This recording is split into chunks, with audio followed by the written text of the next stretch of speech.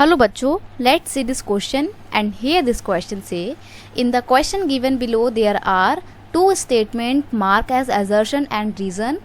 Read the statement and choose the correct option. Question आपको बोल रहा है कि यहाँ पर आपसे ना दो क्वेश्चन पूछे जा रहे हैं, दो assertion दी हुई हैं. देखो कहाँ पर है.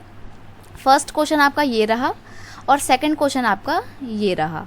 तो हम पहले फर्स्ट क्वेश्चन को पढ़ते हैं. फर्स्ट क्वेश्चन की एजर्शन क्या बोलती है, US quickly recover after the first world war.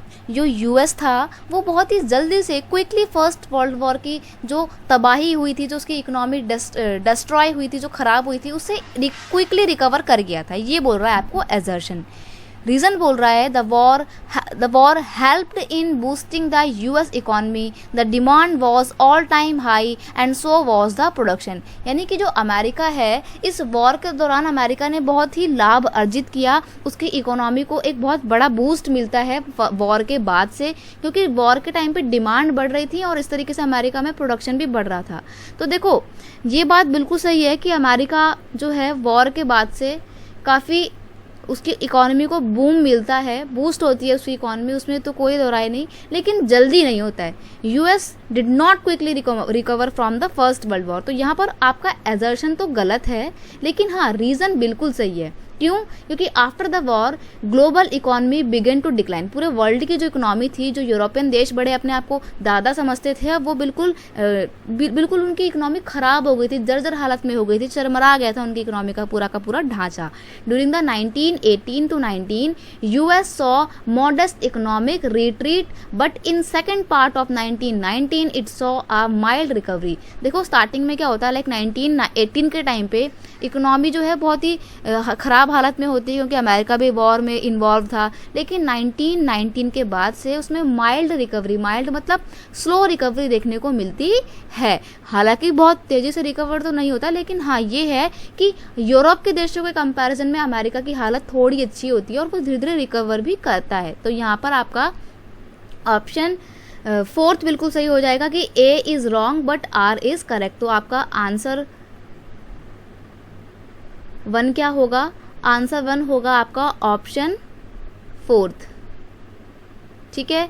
Next question क्या है आपका? सेकंड क्वेश्चन आपका बोलता है, एजर्शन है इसकी, world bank and IMF were the established after the second world war.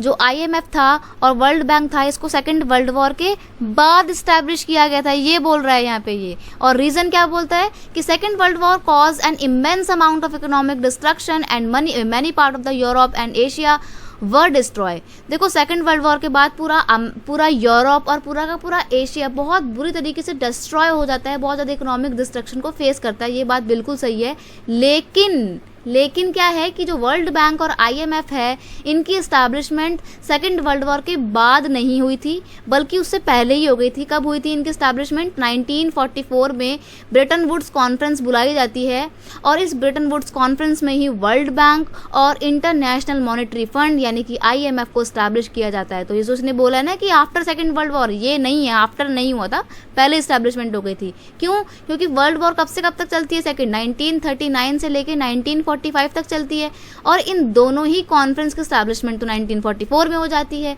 तो ऐसे में ये गलत है आपकी एजर्शन. तो world bank and IMF were establish in 1944 during the Bretton Woods conference. और इसी के साथ आपका जो क्वेश्चन 2 है, क्वेश्चन 2 का आंसर क्या सही रहेगा? आंसर 2 है आपका, मैं लिख देती हूँ, रुकिए, कि assertion is wrong but reason is correct. तो you will have to mark option fourth. यानी कि क्वेश्चन 1 और क्वेश्चन 2 दोनों का ही फोर्थ ऑप्शन बिल्कुल सही आंसर है. I hope you understand it well. Best of luck.